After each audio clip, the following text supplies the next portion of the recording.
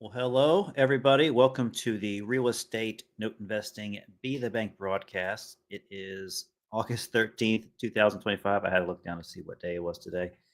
And today we have Chris, we have Jamie, and we have Jay on the call. I believe Dan is not going to make it on tonight. We're going to be talking about some metrics in the note business and have a little fun with maybe a deal that hasn't gone very well for us. So stay tuned.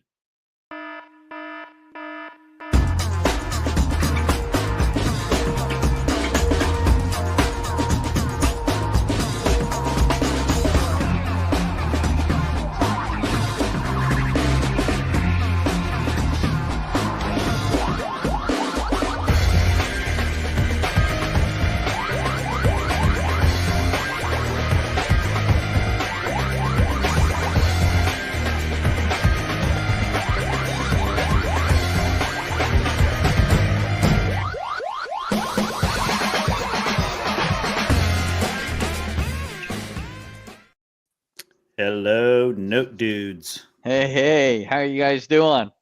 Good. It's Wednesday, hump day. I finally saw that commercial today. I hadn't seen it in a very long time. It showed up in, I think, some feed. I was looking through it. All of a sudden, it came through, and I was like, hey, I haven't seen that the Camel Hump Day commercial in a long time. I guess it's an advertisement now. It's not really a commercial. I'm not sure I've ever seen it. So you don't know what I'm talking about. You're just looking at me like, what the hell is he talking about? Yeah, and I don't watch a lot of TV either, so.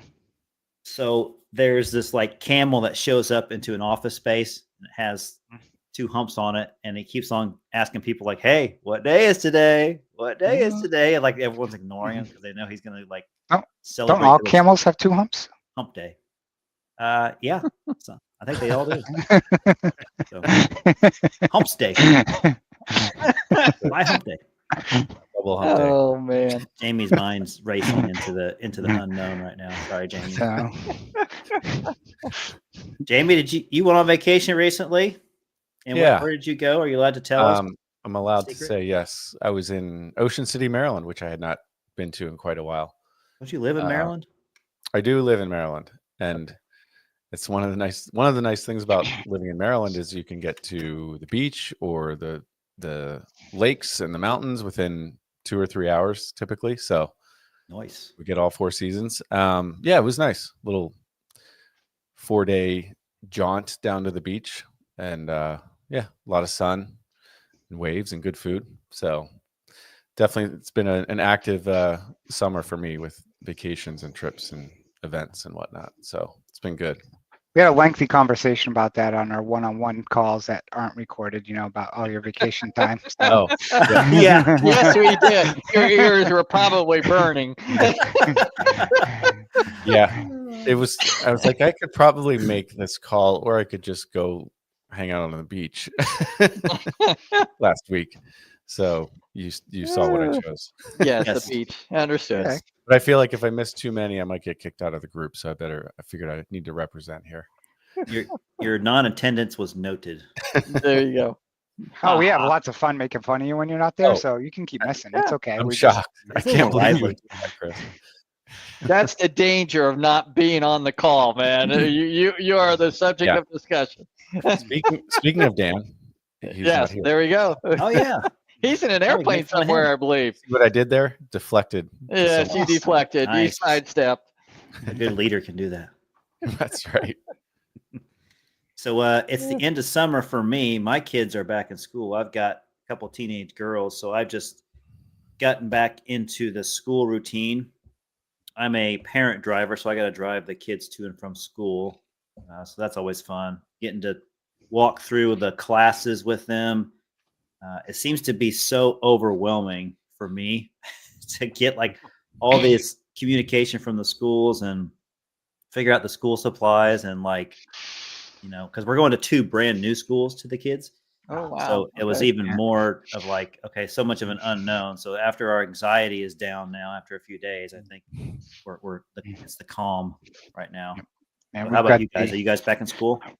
So our son starts high school next week, and tomorrow's his orientation where, basically, and, his high school has, I think, 2,500 students in it. So, it's a big high school, and I'm laughing because my high school had 200 in it. So it's a very different animal. But yeah, so he starts next week. Very cool. This Jay, I know you don't have young ones. Yours are older, right? Jay. Oh, Jay. You said Dan. I thought you said Jay. Oh, did I say Dan? I'm sorry. Yeah, I He thought didn't you say said Dan. Dan. He said Dan. Thinking I heard Jay, Jay. I heard Jay. You're, okay, all right. Well, I got Is your it a back, red though. dress or a blue dress? Or blue there you dress go. or green Yeah. dress? So, yeah, I'm long gone from those days. So this is grandkids hearing all the things that grandkids getting started. Is what I'm hearing. So Well, I got one for you, Justin. My daughter is, well, Chris has already experienced this, but my daughter's going to college on Saturday, so it's pretty crazy. Oh, Yeah. that's fun. Which Yeah. college? James Madison University in Virginia, JMU. So, Mhm. yeah, she and I visited there a couple months ago, and I guess I think what cool sealed place. the deal was, yeah, it's a cool place. At the end of our visit, a bus pulled up, and all these mostly girls, women, whatever, got off and said, and they were leaving the bus with packages and bags and stuff in it. The bus said shopping, so they take Mhm. shopping and bring them back. So I think for my daughter that like sealed the deal. Yes, I They want to sealed it. Yeah. That checked the last sign box. me up. If there was any doubt, now there's none. Exactly. So, but yeah, I'm excited. It's a big change for all of us. So it's Mhm. big transition. So I'm not looking forward to that day. I like having the kids around until they annoy me. Anyways, diving into some conversations today that's unrelated to our personal lives. Mhm. So typically we see in social media feeds, whether it's groups specifically to real estate or notes, or just people posting and commenting about things. There's always this world of what do you use as far as a metric to measure your performance of your note or your mortgage, and everyone has their own opinion of it. And I thought it would be a good conversation just to start up, just to go around the room here, if you will, just to kind of talk about like, hey, when do you use certain metrics? Do you really care about certain metrics? Do you care about metrics at all? Like what really matters at the end of the day, and what should you not really get hung up on? So I'll just start with Jay, just because he's on my screen right up there at the top. Okay. Just got to give me your 2 I cents. thought you were going to say because you were getting a glare. That's what I thought you were going to say. Yeah, so. it's blinding. So we like to hurry up and talk, then we can turn your camera off. In my I got a opinion, hat on, Jay. all the metrics are secondary. Okay. Okay. For me, the bottom line is what is the raw dollar discount, number one, and what is how soon do I get my money back, and what is the risk that I'm taking on the note that I'm buying? What is the risk of as far as whether this is going to perform, or if it's a non-performing note, what's the risk as far as how long this can get drawn out? And sometimes that's the wild card in there on the NPL state, as Chris will certainly, I'm sure, attest to. All right, in that respect. So, I mean, they all IRR, yield drag, ROI. They all measure different things, and they're kind of secondary to what I'm looking at. Which, I mean, you can have a high IRR and not make much money. In my opinion, the bottom line is what's the discount? What kind of discount am I making, and how soon am I getting my money back, so that I can go and redeploy it? So Pretty simple. Yeah. Jamie. Yeah, I'm glad you saved Chris for last. Actually, of the three of us. Oh, I could be yeah, last. put the seatbelts on, baby. Hey, Because oh yeah, I'm sure he's ready to go here. If you let Chris go ahead. first, we'd have nothing to add. But the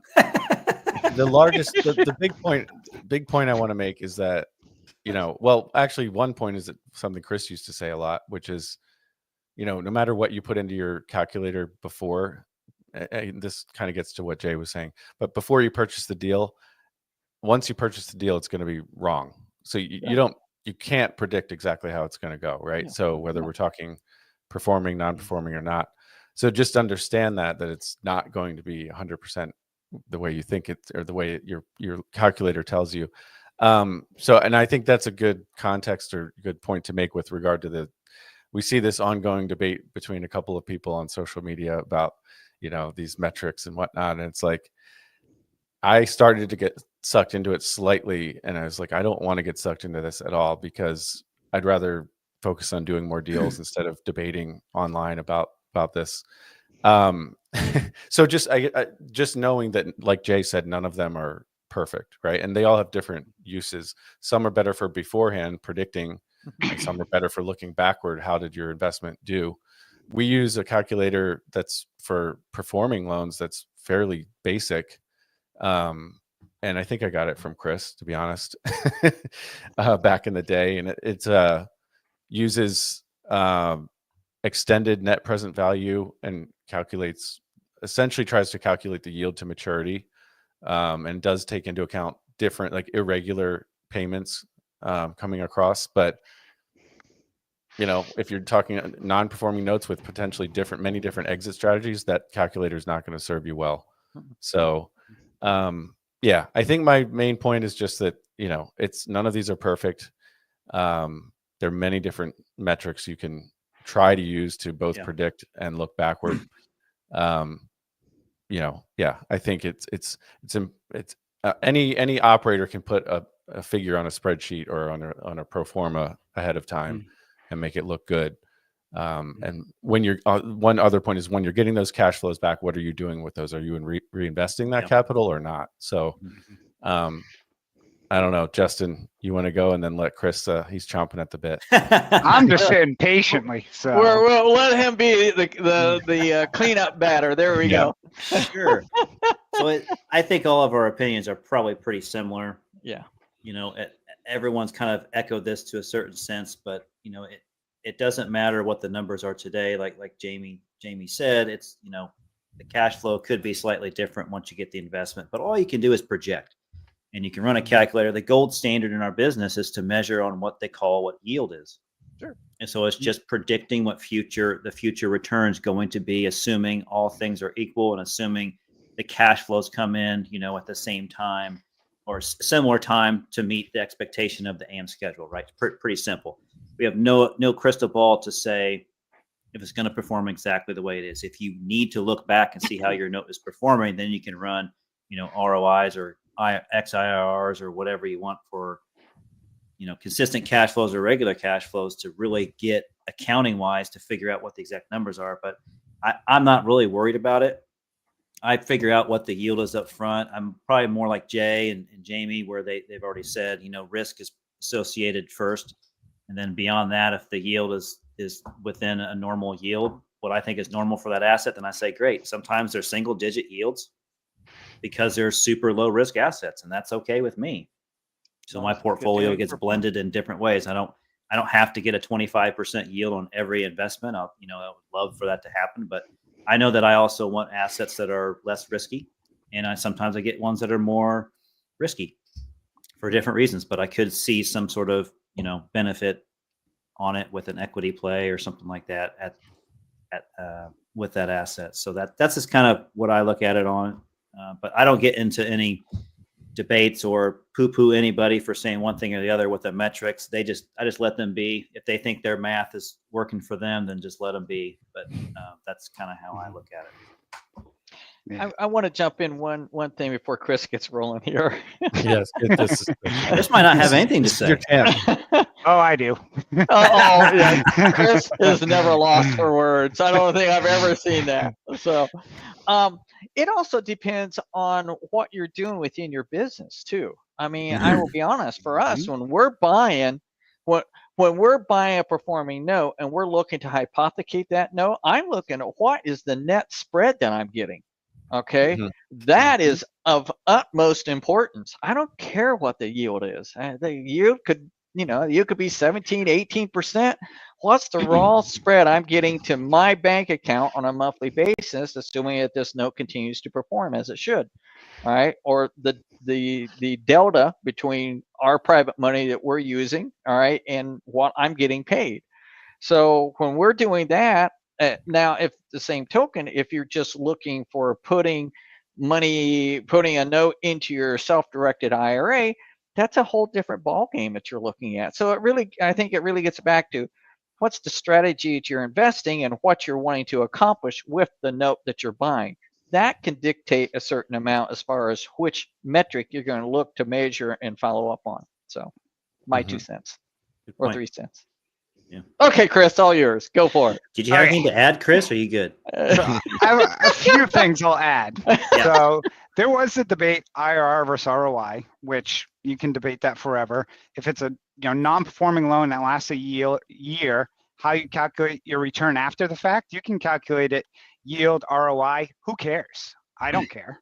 There was a discussion on, well, IRRs calculate like you're reinvesting that money at the same rate. Well, there's also a thing called the modified IRR, which is what we do because we run a fund and we pay our investors a certain percentage. So we set that investment rate at that amount, so it lets us know whether or not we're above it or below it. Because if you're paying investors, let's say 8% interest only, you want to make sure, especially if there's principal and interest coming in the door, which really can throw things off, ROI is not going to be your solution there. Where ROI is not, and I had this conversation with somebody, let's say it's a $6,000 loan that's paying $500 a month at 0%, and there's 12 months left on it. If you pay $5,500 for that loan, you made 100% ROI because you got 6,000, you got all your money back, but you only made $500. Yeah. I think the big thing everybody in that conversation was completely missing out was the process in which IRR is typically used in most settings, which is comparison of two outcomes. And what I mean by that is, let's say a borrower is behind and a borrower says, I'll give you $5,000 down and $500 a month at 8% interest, or I'll give you $10,000 down at $400 a month at 9% interest, or pick another interest rate. Which one is better? Mhm. IRR will tell you which one is better. Yeah. ROI won't, so that's where our IRR comes in, is analyzing scenarios. Another scenario, and I'll go back to something that Jay said, let's say I have a note that it's performing okay, but I don't have money to buy this grand slam deal that just came in front of me. Which note should I sell to buy that one? Exactly.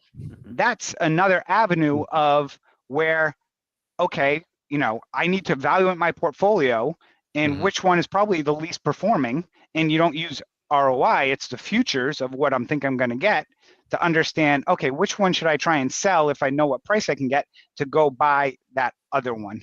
So those are the situations I think that were completely missing because they were using it from, I bought a note, I sold a note, this is how much I made. At the end of the day, I made $10,000. How you calculate it, who cares? You made $10,000. Exactly. Go ask your significant other, do you want your bank account calculating IRR, ROI, or how much cash is in it?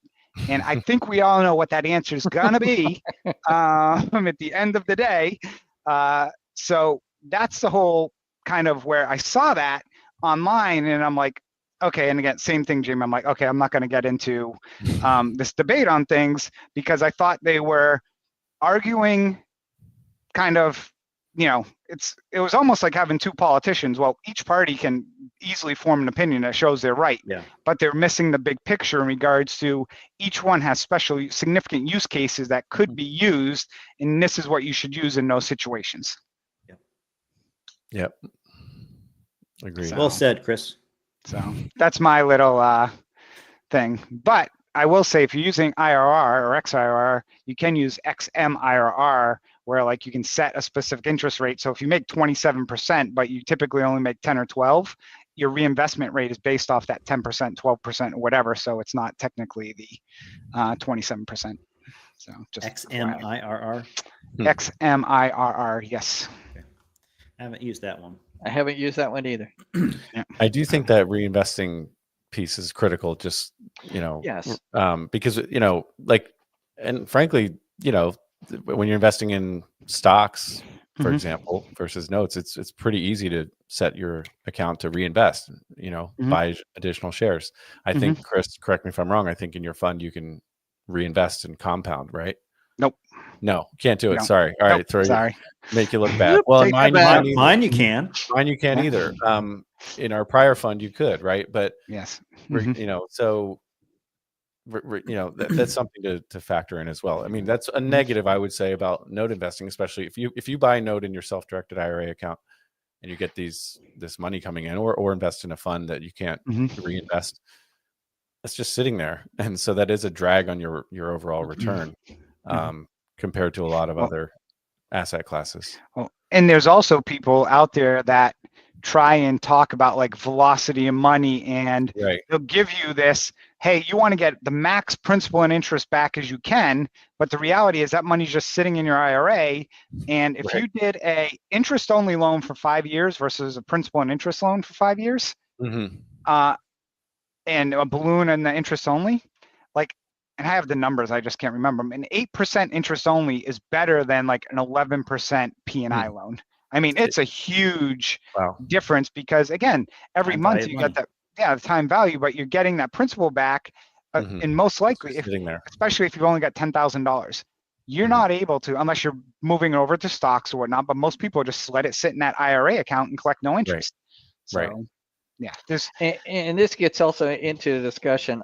I often run into from the standpoint with investors who are private lenders, all right, to other real estate investors, all right. All right, so I'm getting 5 and 15%, 5 points and 15, and it's like okay, and we're not paying that, but I always bring up, unless you have another deal right after that, you're not making 15% interest returns. Okay, you're getting a yield drag, because exactly what Chris said there, your money's sitting there idle, all right, versus, in a note and a mortgage that is running on a long-term basis, it is cranking out. Your money's active and earning you money every month. That's where, in our fund, for an example, we're at a certain size where people are like, well, why don't you have like a 6 month or, this? And when we're smaller, we couldn't offer a 1 year return back to people, because the simple fact is, hey, our goal is to get our money out the door in 60 days. 90 is technically our SOP, but 60 days.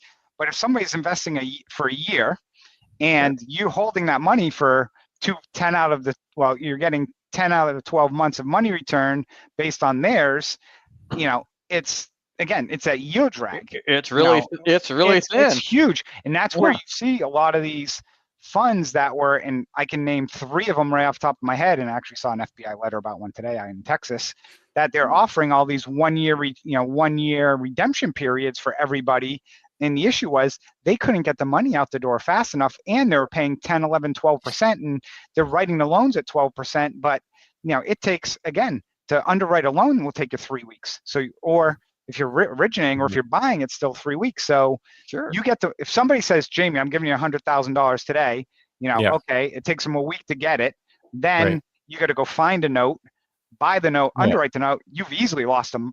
Best case, if you get that money out the door in a month, you are doing well. You're doing great. You're doing great. Yeah. Oh, for sure. I mean, I have found in our fund, and this gets a little off topic, Justin, but and this is what I was hoping for, is that yes, we do offer the 12-month lockup period. Mm. That's the commitment period. But for most people, they're getting their payment each month and they're satisfied with it, and they don't actually, execute that option. So Yeah. and I do have enough smaller dollar deals where I can sell a loan fairly quickly and get their money back. But I get your point for sure. I mean, it makes sense. So anyway, back to you, Justin. We typically have other, what's this called, family portfolios that we have, so that our fund will benefit from that. So when we get capital that is infused into our fund, we just use the family trust or whatever just to just grab some assets so that the money's working instantly. So we don't have to wait that long. Otherwise, we would have a bunch of drag on that money. That would affect the portfolio's bottom line. So yeah, it is nice to have access to capital outside of the main vehicle, whether it's a fund or not. We're the opposite right now. We actually have access to about $30 million in deals that I can cherry pick and buy when I want to. So as I got money coming in the door, it's like, okay, I already have all the pricing agreed to these loans and everything going, and as many of them performing, as our money comes in the door, it's like, okay, I'll pick this one, and we've already got all the due diligence done as well. So it's basically like, as the money comes in or a loan pays off, it's like, oh, let's just go this one, and because this Just one swap it out. This one entity we have is trying to liquidate 30, 40 million over the next 12 months, and I'm like, I'll take as much as we can. Feed the machine. Yeah. All right. Well, that was a good discussion. Chris, I know you jumped on late to our kind of our pre-huddle before we get on this live broadcast here. But one thing I asked the other two on the call here was I wanted to find out, like, what was I guess you want to call it, like, maybe the worst mistake you think you made in your note life so far with a deal. Doesn't have to be like, a business decision or anything, just with a deal specifically, like you felt like, oh God, I really made a bonehead move there. And obviously we all learn from our mistakes, but without mistakes, we can't grow. But anyways. Is this 3 hours tonight or 1 hour? This is, we got 32 minutes exactly. Exactly to go. Huh? Give us the Cliff Notes version. Cliff Notes. There you go.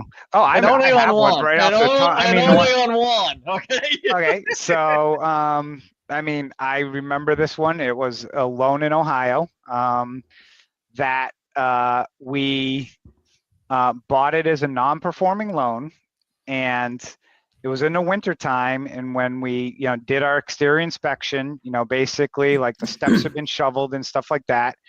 We did not call the check, like if, power or anything was turned on, which technically it still was. But the borrower, it was interesting because the borrower was, what's the company out of Tennessee that the guy just went and started working, I think, for Chaz's firm. What's that fund's name? Kirkland. We bought it from Kirkland. Yeah, Kirkland. Okay. And they were great, by the way. But it was like a $30,000 UPB on a $75,000 property. And, we paid, I think, $15,000. So still got like 50 cents on dollar, 17,000.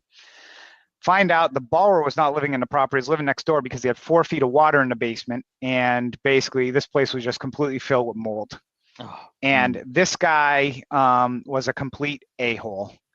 And, he worked for the government and just, had friends in high places. And he was just, instead of trying to like accept the deed in lieu, I was like, screw him, I'm not going to give up money because this guy's a jerk. I let my emotions get the best of me. And a year later, I realized I was spending, at the time when I was like doing my first fund, I had like 80 assets and I'm spending 90% of my time dealing with this dipshit. And then realized, 80-20 rule. Yes. And then I realized, like, this is a mistake. Let it go. We ended up giving the guy the deed in lieu, gave him money, got somebody in there to basically get the water out, which was a whole nother story because he had friends at the water department. We had to get we had to get a permit, and there was a storm drain right in front of the property. They're like, nope, you can't dump there. You got to dump it at the end of the street, 300 feet away. So I had to get the fire hoses, pumps, dump everything 300 feet away. The day we're pumping, this guy shows up at the city. shutting you down. You can't be pumping here. We're like, we got the permit. That's incorrect. You need to be pumping in front of the storm drain in front of the property. So the guy gets on the phone, and I was trying to be calm. I just completely lost it because I'm like, okay, so you're telling me that I intentionally got a permit to run an extra 300 feet of hose when I could have just pumped this thing right in front of my property. That makes complete sense. And but we ended up having to redo it again. And it was all because the dipshit across the way was just playing, FF with us, and he could. And it was the time where, you have your ego, like, I'm going to win. And it's like, I wasn't going to win this one. You just sometimes got to lose that battle. And I probably ended up spending an extra $10,000 trying to fight this guy, and ended up, and your time and energy. It was the time and energy I was more than anything. So for me, taking emotion out of it, and I can get a little excited now and then, a little bit. But as I've aged and grown older, I've learned to, try and take it out of it and basically, like, okay, what's in the best interest of, playing this out? And it's not always. You got the massage chair too. I do have that, which showed up a week before COVID, thankfully. Nice.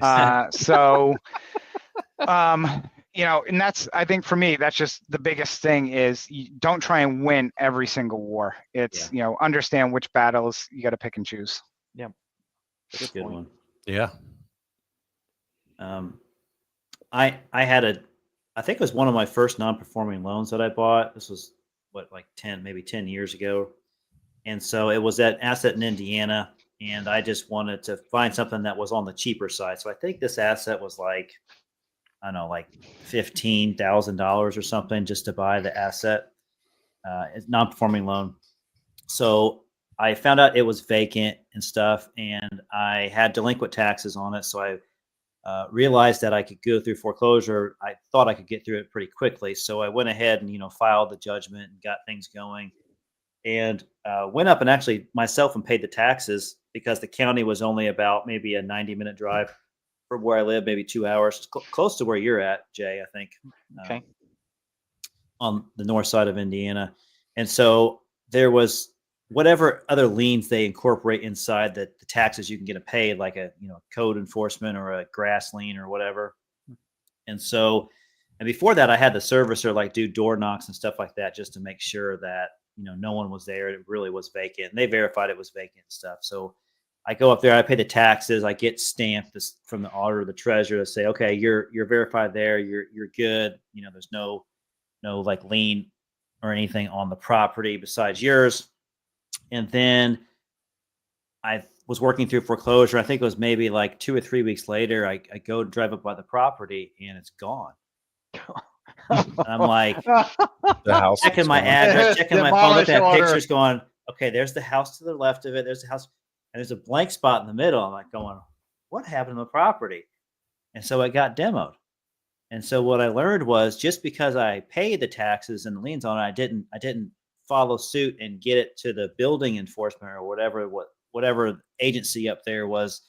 The agency set to demo, because this county, apparently, this township of this county was super, super adamant about blight up there. And so they wanted it, as quickly as they could, wanted to get rid of properties if they weren't going to be, properly done with foreclosure and everything paid for. So I had a stinger there to where I pretty much had to, wipe my hands of that deal nearly, except for the value of the land on it. So that was definitely a mistake on my part by not following through on, making sure the building enforcement. Because at first I thought it was my servicer's fault. I was like, you guys didn't see anything on the door or anything, and it wasn't their fault. They didn't.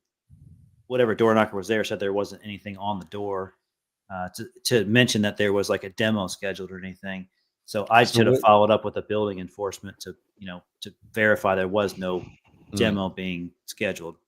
So you think you could have prevented that? Yeah, I definitely could have prevented it. Yeah, he could have. But By stopping the demo, by acknowledging hey, I'm paying the taxes. Here's the recorded stamp of the taxes and whatever lien was on there that I needed to pay. That was part of the county, right? Lien, let's just call it, that they put on the property besides taxes.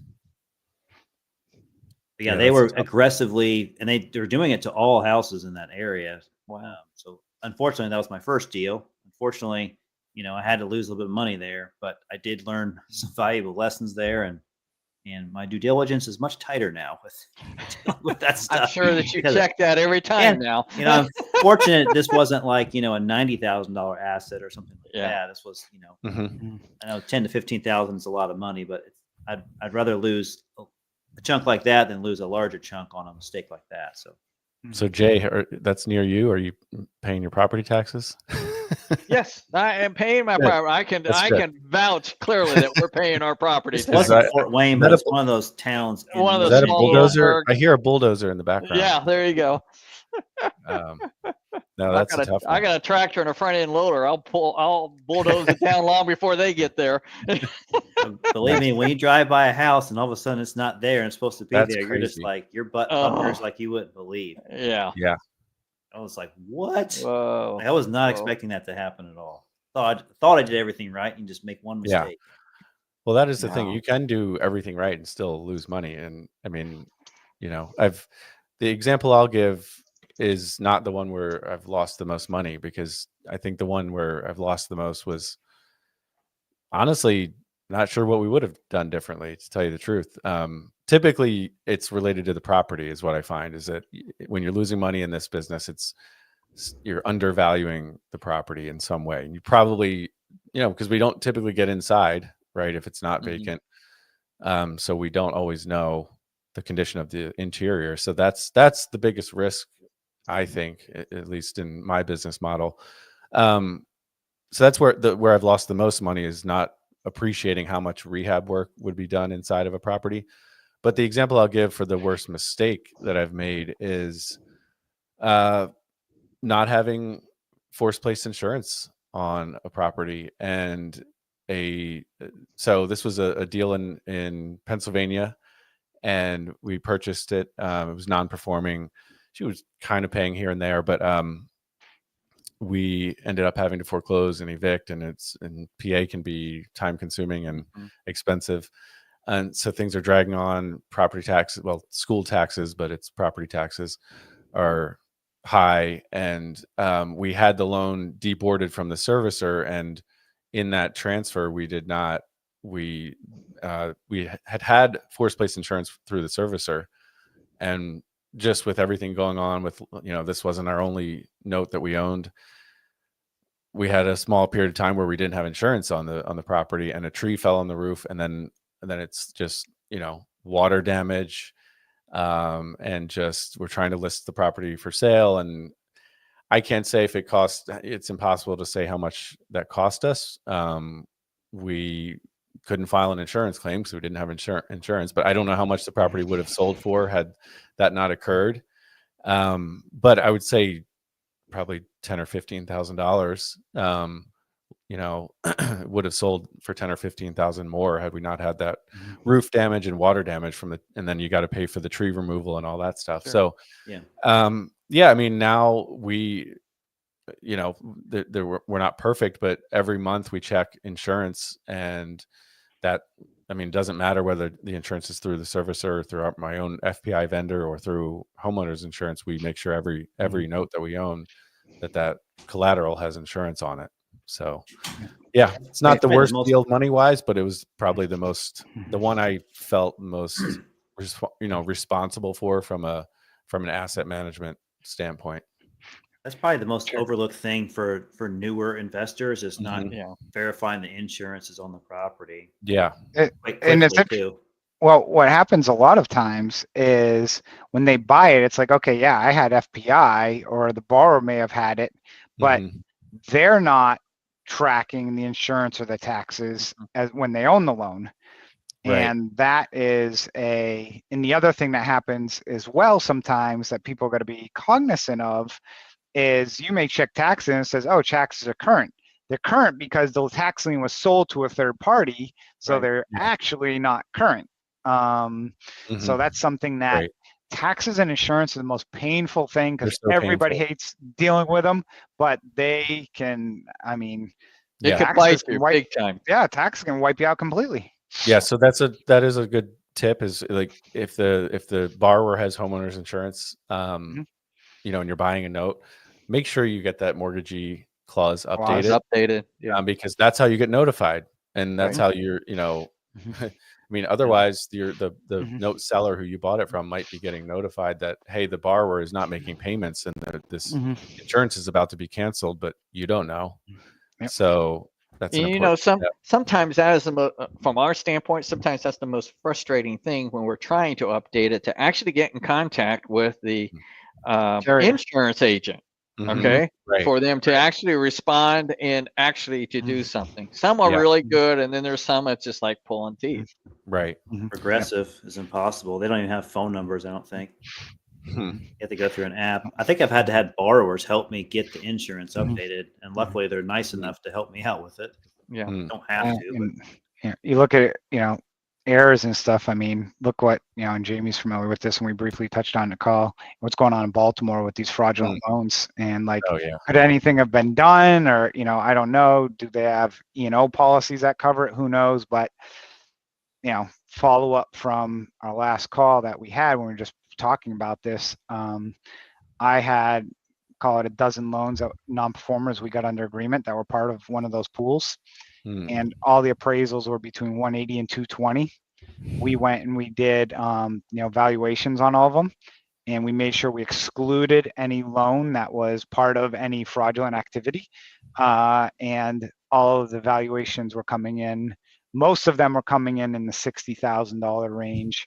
But to give an idea, $3 million worth of property they said was worth $3 million. At the end of the day, I think it was worth about $800,000. So then it's non-performing in bankruptcy. So let's say easy number, it sells for 50 cents on the dollar. That's 400,000 on $3 million of, well, it was $2.2 million in loans. So that person just on that half dozen loans or whatever is taking probably a, $2 million hit. Yep. Ouch. That gives you a pucker factor. That's for sure. yeah. Jay, did you share a story yet? I have not yet. Okay. I'm ready to Floor is do yours. so. All right. Jay only probably- makes money. Yeah, he doesn't make I mistakes. try to only make money. All right. Mhm. Or I try to keep my mistakes minimal. There you go. The one probably it's been a real thorn in the side. All right. I would say is a mistake, is a note that I purchased that was a subperforming note. It was one of my earlier notes that I purchased. Got a great discount. Now I understand why. All right. When I purchased the note, I think UPB was around 65, 66,000, something like that. I got it for like 40,000, 42, 43,000. All right. And so big discount. All right. The loan had been modified. All right. And the borrower had essentially had not paid for a couple months, and I'm thinking, okay, we'll take it. We'll put a little pressure on him. We'll file whatever, give it a demand letter, see if we get him getting back on track. And when I did get the note and everything, we did that, and he took our demand to the attorney and said he was going to sue us all, all that kind of good stuff and everything. And his attorney said, pay it. All right, so that was good. So the attorney said, there's nothing wrong with this. You need to pay it. So, but has he been unbelievably slow? He's always late. He's always behind. He's one of those, you talk about the 80-20 rule. Mhm. All right. He's always, I'm at the point now where I just don't worry about it until he gets it 90 days. Okay. Mhm. All right. When he gets 90 days, then I switch servicing companies. So they're a little bit more hands-on with him. And they're pestering him almost every month to be able to get him to pay something. So if I had that one to do over, even though I got a great discount, and if he ever pays off, he'll probably die before he pays off because his payment's only $300. All right, on a monthly basis. It's so it's just You one of wouldn't have bought those it? things. Pardon? Is that you wouldn't have bought it? Is that what you're? Yeah, I probably would not have bought Yeah. it just because of the time factor and the hassle factor. Mhm. Okay. Well, I mean- obviously you didn't use XIRR. That was your problem. No, Yeah. I did not. No, not at all. Chris has a question. I see. No, He's in his Can I hand. share a similar story Yeah. of one that I think this is important for people to understand? I bought way back in the day a loan, 0% loan, like $200 a month payment, and it was in a state that I could not use Allied as a servicer, who at the time was a low-cost servicer, and it was 0% and there was no late fee. So the Ooh. borrower is like, and I got it at a stupid discount. The issue was sure. the payment was $200 a month, but here's what happened. The borrower would miss 2 months, make a payment, okay, miss 3 months, send a demand letter, make a payment or get it less than 90 days. Yeah. So you couldn't foreclose, but the servicers also charge in the bigger Yeah. fees because Yep. it's non-performing. So I'm literally like getting zero cash flow from this thing. The guy can pay when he wants because the guy completely controlled the loan because there were no repercussions. He's like, if Right. I pay, there's no interest. So who cares? I'll just make a payment whenever I want to make a payment. I end up trying to work. I think I end up working a short payoff. They end up like maybe making a few bucks on this deal, but it goes back to like when I see 0% loans, I always warn people like, it's great. You can get me a huge discount, but there's the borrower's never going to refinance first off. No, And then if they miss payments, you're kind of hosed because you can't add interest. And it's like, okay, it's just going to burn a hole in your pocket, especially if you're using investor money, from that perspective. So be careful of 0% loans, people. Yeah, definitely. Read your documentation too, because if you don't read the documentation, you won't know about those hidden little gems that are pro borrower. Oh, in your case. Oh. Absolutely.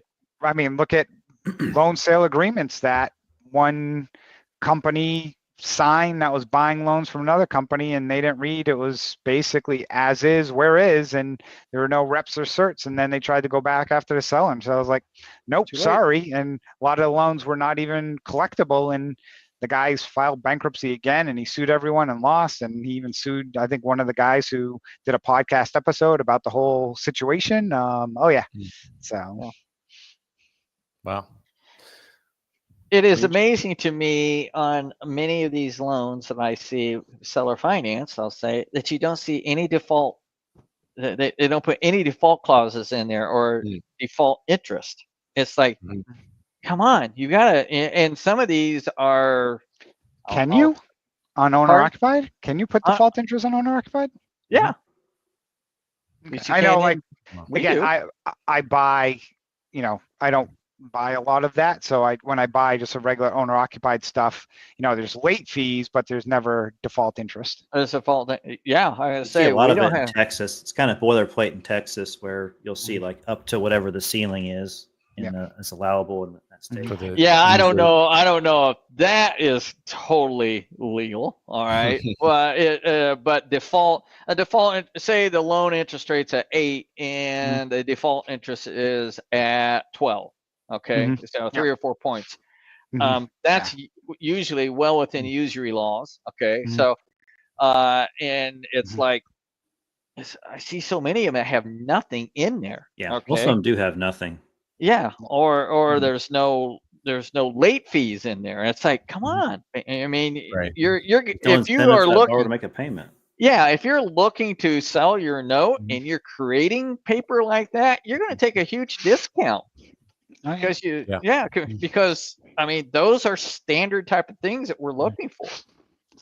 Chris, you keep turning into a ghost because I keep seeing. Oh, it's my shirt, probably. In and out Yeah, it's my shirt, and I'm moving. Yeah, it's kind of like because, of course, it's green screen.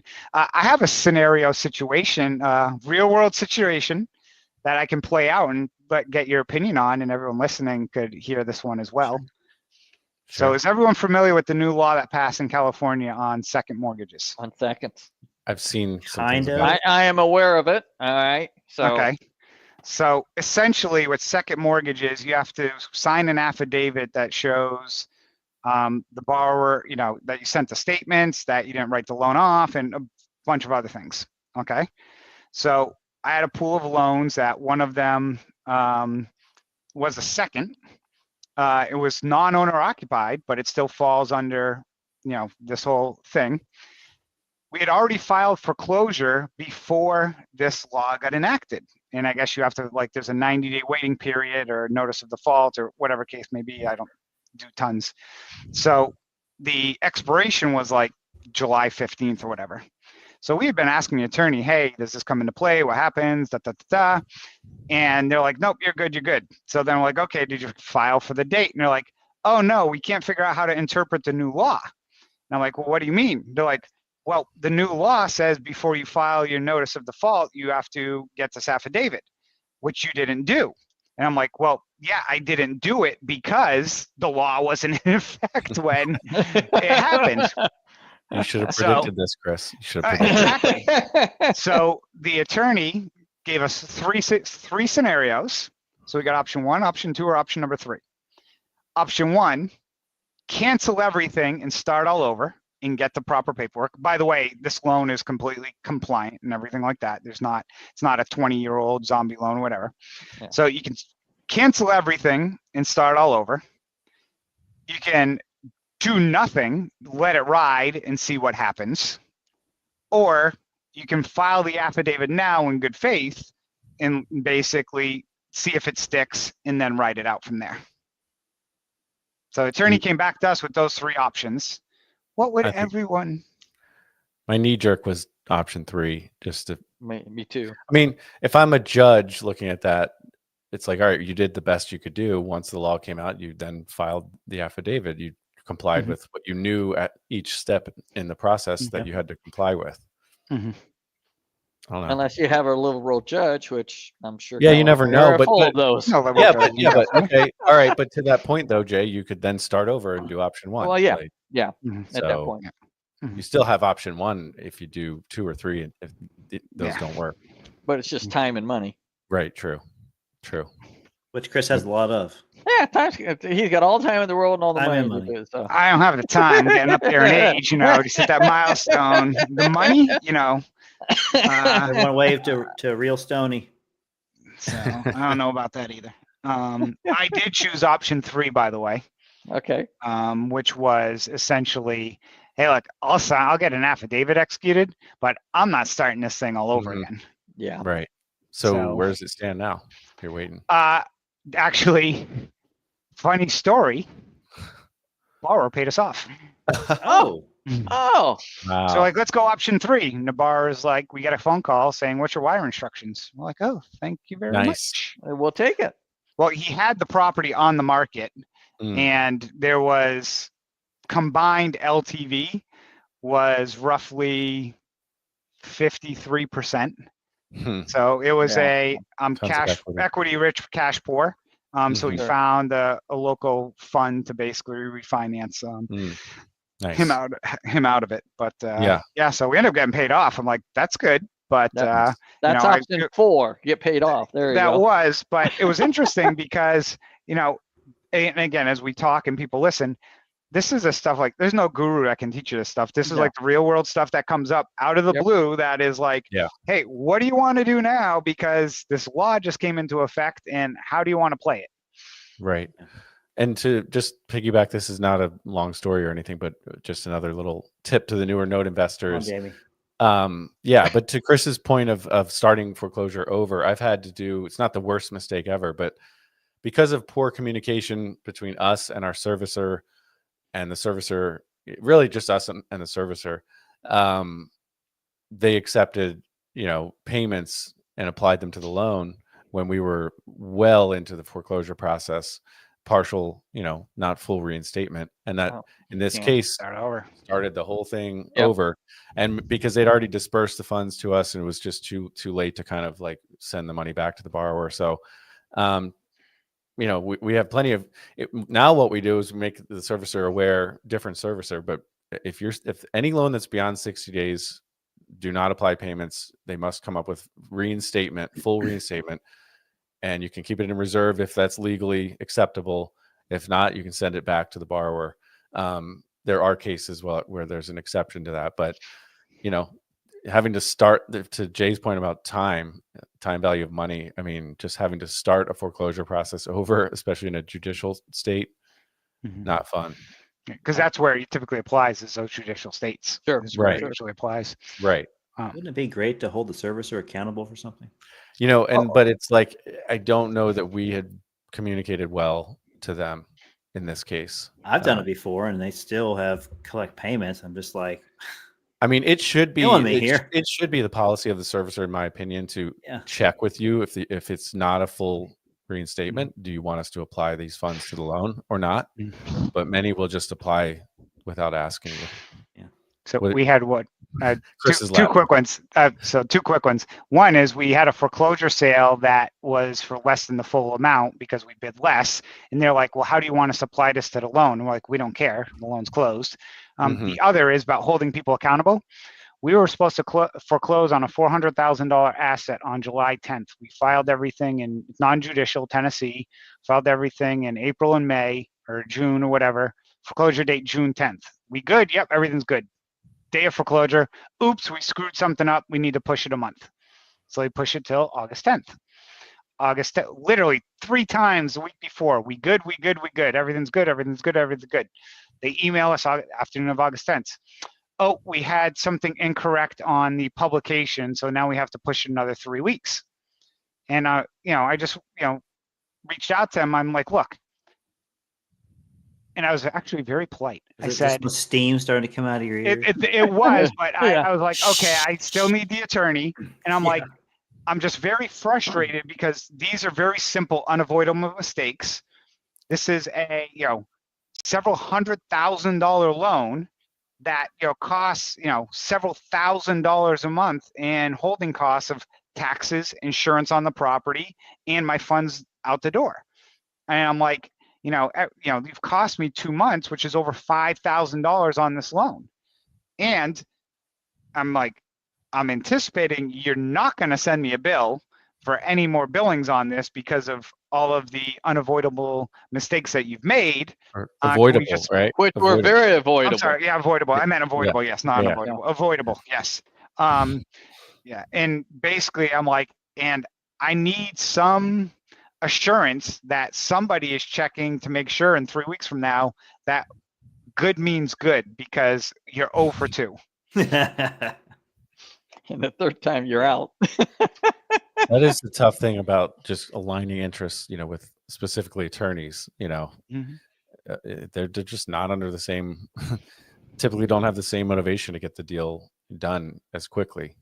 Well, it's also they're overworked. They're working on tons of files, and the ones that are very easy, cut and dry, it's like, okay, boom, file a complaint. They've got a paralegal kit that can do that.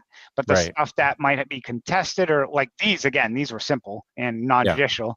But when you get the ones that are hairy, it's kind of like you got to anticipate it's going to take a while, because it's not cookie cutter where the attorney is going to take time in between the hearings and stuff. Yeah, but they get paid for billing hours, not getting deals done quickly. So, but maybe AI is going to put them all out of business anyway. The ones that I'd love to light a fire under somebody's ass is process servers. Okay. It's like, hey, we filed the complaint. Have they been served? 3 months later, nope. I'm like, Wow. well, they went to the property twice, and I'm like, twice in 3 months. Woohoo! Wow, that seems like a lot of work. Yeah. Whoa. We're all of a sudden having a number of payoffs. I mean, I haven't had a payoff here in like 2.5 years, and we've got like 3 happening. That's awesome. We've had 3 in the last week, and we're working on 5 others. Oh, So, wow. yeah, Somebody's making some money somewhere to pay Hurry them up off. and redeploy that money, buddy. Yeah, but we are looking to do that. Right. What are you guys? Are they sale of the properties or refinances? Or I don't know. We just got. I don't know. He doesn't care. He doesn't run metrics. He's like, just give us I'm cash. just getting I'm getting the notification from the servicer and say, hey, we here, approve the payoff amount. Ours 5 refis, the others are sales. So I think one is sale, and I think the other 2 are refis. Does anybody use PropStream here? I used to. Okay. I So we use it for like tracking, but what we also use it for is we'll upload all our properties in the PropStream, because it also updates MLS status on a daily basis. So we can go in and get notified when one of our properties goes on MLS or goes under agreement. So it's like, boom, oh, okay. Or they drop the price. So it's just easier than having the Google every single one. I can just log into Mhm. PropStream and it's like, oh, there it is. Mm. So That's a good thought. Nice. That is a Interesting. good thought. I right, know other gentlemen. people. Gonna say one last thing. I know some people use an Excel spreadsheet and might Okay. use like AI to do it, but let's go. Off It's this. I see the 1 hour mark, so I'm like, oh, I gotta get off. All right. That's a Pencils up. teaser for next month. Pencils up. Hand in your test. Yeah, All there right. you go. Thanks, Real Stony, for your comments today. Appreciate you being on He the, loves on the PropStream. live call. Yeah. And Well, he's that's from, PropStream. hey, if you guys don't know Naptown, that's Indy. That's our kind of nickname, Naptown. Nice. For those of you outside of Indiana that wouldn't know that terminology. Anyways, thanks for joining on the call today, everybody. We didn't get a chance to make fun of Dan too much, but we'll make that time up. We'll next make up time. for it. Don't worry. Don't worry. But, yeah, so we'll. Shooting fish in a barrel, doing that. More fun. Yeah. Yeah. You might be one of the viewers on the stream right now. So. There you go. Hi, Dan. All right, guys. We'll see you in September. Have a good one. All right. Take care, everyone. Yeah.